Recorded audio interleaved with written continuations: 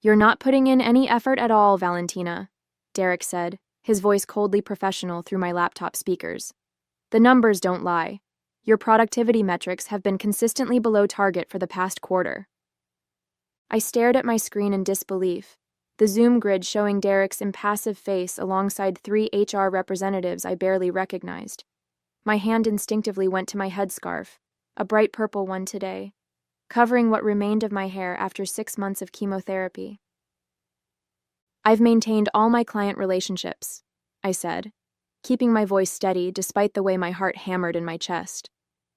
Garrison Publishing renewed their contract last week. Riverside Hotels expanded their order by 30%. Derek sighed, the sound distorted through my speakers. "Relationship management isn't enough. We need people who can drive quantifiable growth. The executive team has made the difficult decision to terminate your employment, effective immediately." "My name is Valentina Sokolov, 42 years old, marketing director for Pinnacle Hospitality Group, or at least I was until this moment. For 15 years, I've helped hotels and resorts across the country build their brands and increase bookings. Even during the 6 months since my breast cancer diagnosis, I hadn't missed a single day of work, scheduling chemo treatments for Friday afternoons so I could recover over the weekend." "I understand," I said quietly, though I didn't understand at all. "Is there anything else?" The HR representative, Jocelyn, stepped in with practiced efficiency. "We'll send your final paycheck next Friday, along with information about continuing your health insurance. Your company laptop and phone will be remotely deactivated at the end of this call. Please mail them back within 5 business days." I nodded, thinking of my 2 children who would be home from school soon. How would I tell them? How would my husband and I manage the medical bills without my insurance? "Thank you for the opportunity," I said automatically, years of professionalism taking over where emotion threatened to break through. "I wish you all the best." As I clicked the Leave Meeting button, a notification popped up on my screen, an email from Anthony Werner, CEO of one of our largest hotel clients. "Looking forward to our strategy session next week. Your insights have been invaluable during our rebrand." They didn't know. My clients hadn't been informed I was being let go. As I closed my laptop, my phone buzzed with a text from Kayla, my colleague and closest friend at Pinnacle. "Call me now." When I did, her voice was tight with anger. "They just announced your termination in the all-hands meeting. Derek said you'd been underperforming for months, and that they couldn't carry dead weight during a growth phase. Val, it was brutal." I felt suddenly cold. This wasn't just a termination.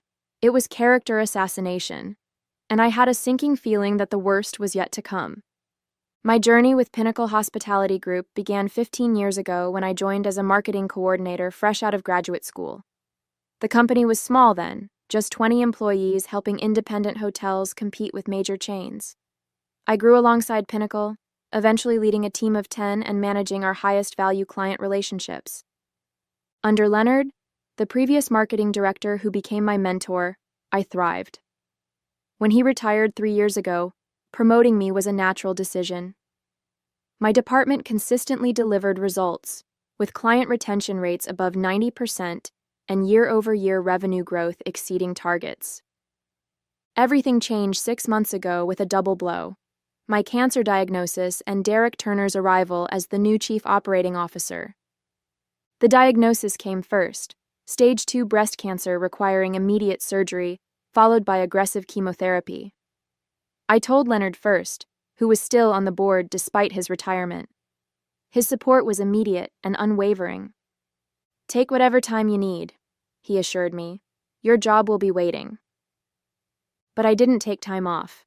Instead, I worked around my treatment schedule, joining meetings from the oncology center when necessary, never missing a client call or deadline. My team stepped up magnificently, covering for me on days when the fatigue was overwhelming, but I remained firmly at the helm. 2 months into my treatment, Derek joined Pinnacle, brought in by investors to optimize operations ahead of a potential acquisition. In his early 40s with an MBA from an elite school, Derek introduced new performance tracking systems and productivity metrics. Initially, I welcomed the structure, believing it would highlight my department's strengths. The first warning sign came during a leadership meeting when Derek questioned my decision to assign our newest client to Jamie, my most experienced team member. Jamie's metrics are below average, he pointed out, gesturing to a dashboard I'd never seen before. Wouldn't Tasha be a better fit? Her numbers are significantly higher. I explained that metrics didn't capture Jamie's relationship-building skills, which were exactly what this particular client needed. Derek nodded, but I caught a flash of irritation in his eyes. Similar moments followed. Derek began excluding me from strategic discussions. My input in meetings was increasingly dismissed or interrupted.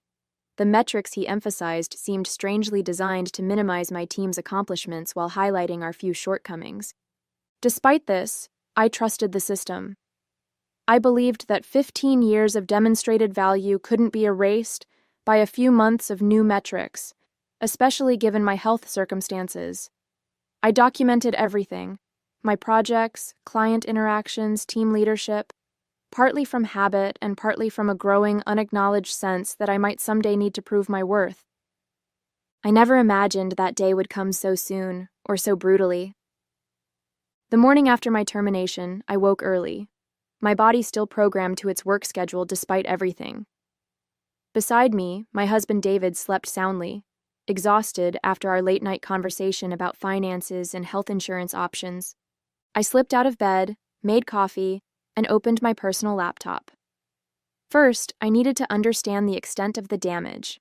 I logged into my LinkedIn account to update my profile and found 3 messages from clients who had somehow already heard about my departure. Their confusion was evident. They'd had no warning, no transition plan. "Is everything okay? We were counting on your guidance for our summer campaign," wrote the marketing manager from Harborview Resorts. I crafted careful responses, professional to the end, assuring them I'd connect them with appropriate contacts at Pinnacle. But each message reinforced the growing knot of anger in my stomach. These were relationships I'd built and nurtured for years, some even during hospital stays, and Derek had severed them without a thought. As I scrolled through my emails, I found a message from Leonard, time-stamped 1:23 a.m. "Just heard the news. Call me. We need to talk." When I reached him an hour later, his normally calm voice was tight with controlled fury. "This is unconscionable, Valentina. The board wasn't consulted about your termination. Derek presented it as a done deal during yesterday's executive briefing." "Can they do that?" I asked. "Fire a director without board approval?" "Technically, yes. Derek has hiring and firing authority, but it's a terrible decision, and the way he's handling it is even worse." Leonard paused. "He's presenting your medical leave as absenteeism." "Medical leave?" "I never took leave," I protested. "I worked through every treatment." "I know, but Derek's telling a different story. According to him, your performance has been suffering for months because you've been distracted by personal issues." The injustice of it stole my breath. I had meticulously documented every project, every client interaction, precisely to prevent this kind of misrepresentation. Even on my worst days, when the chemo left me nauseated and exhausted, I'd maintained my responsibilities. "There's more," Leonard continued heavily. "There's going to be a restructuring of the marketing department. Derek's bringing in someone from his previous company to replace you. Based on the timeline, this has been planned for weeks." The realization hit me like physical pain. I hadn't been fired for performance issues. Those were just the excuse. Derek had wanted me gone from the beginning, had likely been building a case against me while I was fighting for my life. "What can I do?" I asked, hating the helplessness in my voice. "For now, focus on your health and family," Leonard advised. "But document everything. Your accomplishments, the timing of your termination relative to your treatment, any communications that contradict Derek's claims." After we hung up, I sat motionless at my kitchen table, watching the morning sunlight creep across the floor. I had given Pinnacle 15 years of my life, had worked through cancer treatment without complaint, and in return, I'd been discarded with a lie. For the first time since my diagnosis, I allowed myself to cry, not from sadness, but from pure, clarifying anger. By the following week, the reality of my situation had crystallized into something harder and clearer. My final paycheck had arrived, along with COBRA paperwork outlining the exorbitant cost of maintaining my health insurance, nearly $2,000 per month for my family. My next oncology appointment was in 2 weeks, with another round of maintenance therapy scheduled. I couldn't afford to lose coverage. "We'll figure it out," David assured me, though the worry lines around his eyes had deepened. As a high school art teacher, his salary alone couldn't sustain our family and cover my medical expenses. I began applying for positions immediately, leveraging my industry contacts. Several interviews were quickly arranged. My reputation in hospitality marketing remained strong despite Derek's attempts to undermine it. But each conversation stalled when I disclosed my health situation. No one explicitly mentioned my cancer as an issue, but follow-up calls mysteriously never came. Meanwhile, my former clients continued reaching out, confused about why they'd been reassigned without warning. I maintained professionalism, never disparaging Pinnacle, but the pattern was clear. Relationships I'd carefully built were being damaged by Derek's abrupt transition process. After a particularly frustrating day of interviews, I received a call from Jasmine Davis, my former assistant at Pinnacle. "Val, I shouldn't be telling you this, but they're dismantling everything you built," she whispered, clearly calling from somewhere private. "Derek's new director is eliminating all our customized client approaches. They're implementing a standardized service model regardless of client needs." "That won't work," I said automatically. "The boutique properties need completely different strategies from the resort chains." "We know that. The team knows that. But Derek insists this is more efficient."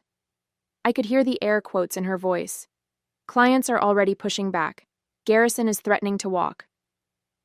Garrison Publishing was Pinnacle's oldest client, accounting for nearly 15% of the company's revenue. Their boutique literary-themed hotels required highly specialized marketing approaches I had personally developed. "Has anyone shown Derek the retention numbers, the client satisfaction scores?" I asked. "He doesn't care about those metrics. He only looks at cost per acquisition and marketing spend ratios." Jasmine paused. "There's something else. HR is asking questions about your treatment schedule, whether you ever worked during medical appointments. They're building some kind of case retroactively." Cold anger settled in my chest. They weren't just replacing me, they were trying to justify my termination after the fact by painting me as someone who'd abused company time.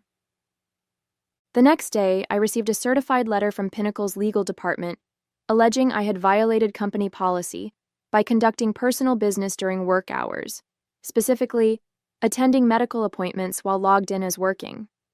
They were demanding repayment of salary for those hours, threatening legal action if I didn't comply. It was breathtakingly vindictive, and strategically timed when I was most financially vulnerable. I called Leonard immediately. "They're trying to make me pay back wages for working during chemo. Can they do this?" His response was measured but firm. "They're bluffing, trying to intimidate you. Don't respond yet.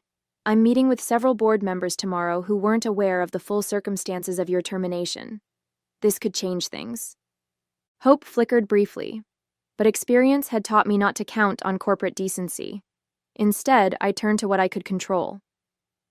I spent the evening organizing my extensive documentation, performance reviews, client testimonials, project results, and detailed logs of my work during treatment. I had been meticulous out of professional habit, never imagining I'd need these records for self-defense.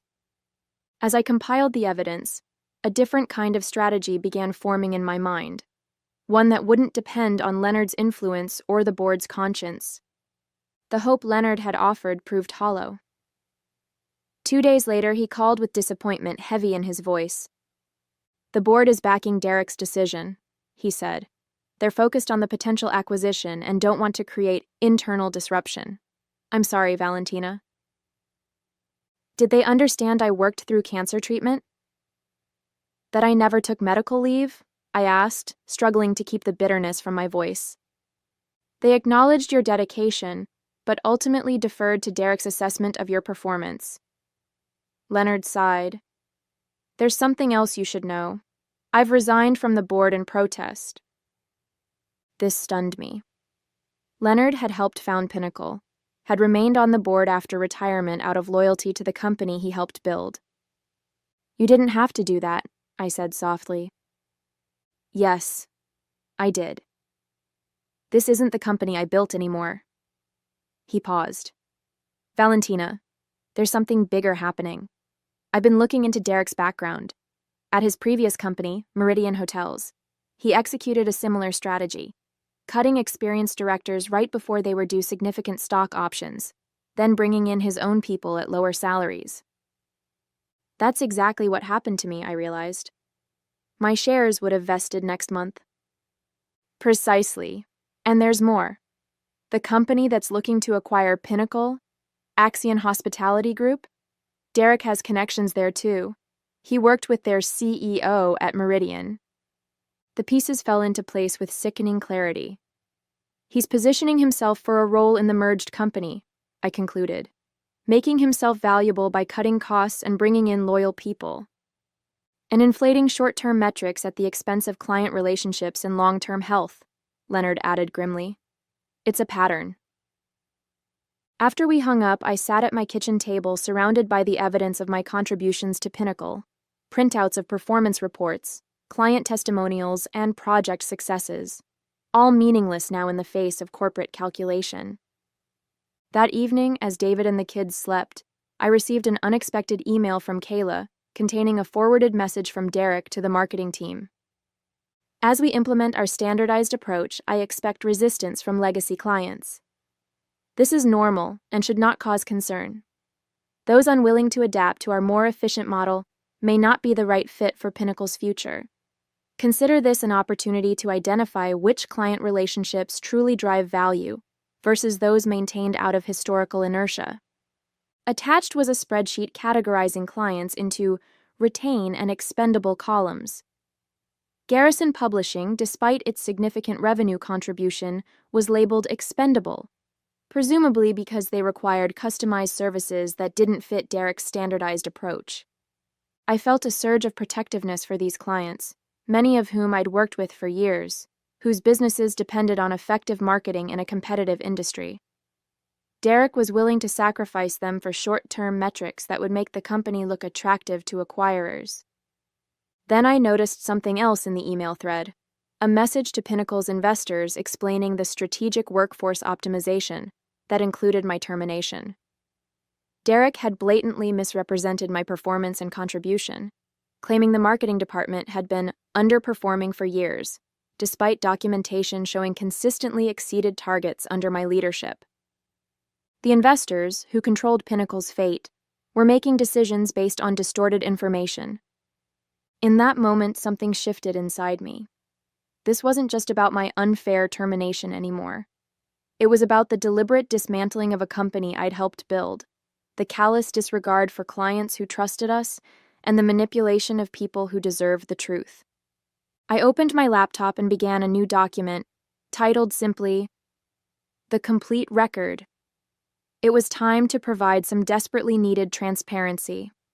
By dawn, I had compiled a comprehensive dossier that told the true story of Pinnacle's marketing department, complete with performance data, client retention statistics, revenue growth figures, and testimonials. I included a timeline of my cancer treatment alongside documentation of projects completed during that period, presenting the facts without commentary. The evidence spoke for itself. The question was, what to do with it? I considered my options carefully. A wrongful termination lawsuit might eventually yield results, but litigation would be lengthy and expensive, luxuries I couldn't afford while managing cancer treatment. Going to the press risked appearing vindictive and could harm the company's innocent employees. I needed a direct line to those with immediate power to address the situation, Pinnacle's investors. Through my years at the company, I had occasionally interacted with representatives from the 3 major investment firms that backed Pinnacle. I had their contact information, but using it would be crossing a line that couldn't be uncrossed. As I deliberated, another email arrived from Jasmine. It's getting worse. Derek just fired Jamie for insubordination after she questioned the new approach with Garrison. They're talking about leaving. 3 other clients, too. Jamie had been with Pinnacle for 12 years. She had 2 kids in college. My decision crystallized. I would send my documentation to the investors, not as an act of revenge, but as a necessary correction to the misinformation they'd received. They had a right to know the true state of the company they'd invested in. I drafted a calm, factual cover letter explaining why I felt compelled to provide this information, emphasizing my concern for Pinnacle's long-term health rather than my personal grievance. I attached my comprehensive document, then scheduled the email to send the following morning. With that done, I finally went to bed, sleeping soundly for the first time since my termination. I woke to my phone ringing, a number I didn't recognize. It was Garrison Publishing's CEO, William Garrison himself. "Valentina, I just heard about Jamie. What the hell is happening at Pinnacle?" I gave him a measured response, focusing on organizational changes rather than personal criticisms. "This new standardized approach won't work for us," he said flatly. "Our hotels are built on unique literary identities. Cookie-cutter marketing would destroy everything we've built together." "I understand your concern," I replied carefully. "I want to offer you a position," he continued, surprising me. "Director of Marketing for Garrison Publishing, working directly with our hotel division. We've been impressed with your work for years, regardless of what that new COO claims." The offer was unexpected and precisely timed, a life raft when I most needed one. But there was a complication. "William, I should be transparent. I'm undergoing cancer treatment. It hasn't affected my work performance, but—" "My sister is a 5-year breast cancer survivor," he interrupted. "We have excellent health coverage and flexible work arrangements. Your health is a priority, not a liability." Tears pricked my eyes at this simple acknowledgement of my humanity. After we agreed on terms, including an immediate start date, I opened my laptop to cancel the scheduled email to Pinnacle's investors. My finger hovered over the button. With a new job secured, did I still need to send it? As I contemplated, a final email from Kayla arrived. "Derek just announced a company-wide salary reduction to improve our acquisition profile. Meanwhile, he's getting a retention bonus. People are panicking." I closed the cancellation window. The investors still needed to see the truth, not for my sake now, but for everyone else at Pinnacle who couldn't speak up. The email would send as scheduled, and whatever happened next would be the natural consequence of truth finally entering the conversation. At precisely 9 a.m., my email and its comprehensive attachments arrived in the inboxes of Pinnacle's 3 major investors. I had included everything: performance data showing the marketing department's consistent overachievement under my leadership, client testimonials specifically praising my work during my illness, medical documentation confirming I had worked through treatment, and the recent communications revealing Derek's misrepresentations and strategic dismantling of client relationships. The response was swift and seismic. By 10:30 a.m., Leonard called. "The investors are in an emergency meeting with the board. Your email caused quite the firestorm." At noon, Kayla texted, "Derek got called into a video conference with the investors. He looked like he was going to be sick." By 3 p.m., William Garrison, now my new employer, forwarded me an email he had received from Pinnacle's lead investor, requesting an urgent discussion about Garrison Publishing's relationship with the company. Similar emails had apparently gone out to all major clients. "They're in damage control mode," William commented. Too late, in my opinion. At 5:15 p.m., a formal email arrived from Eleanor Winters, the managing partner of Pinnacle's largest investment firm. "Ms. Sokolov, thank you for bringing these matters to our attention. We take the issues you've raised extremely seriously and have initiated an immediate review. I would appreciate the opportunity to speak with you directly. Please contact my assistant to arrange a time." I scheduled the call for the following morning, then turned my attention to preparing for my new position at Garrison. Whatever happened at Pinnacle now would happen without my direct involvement.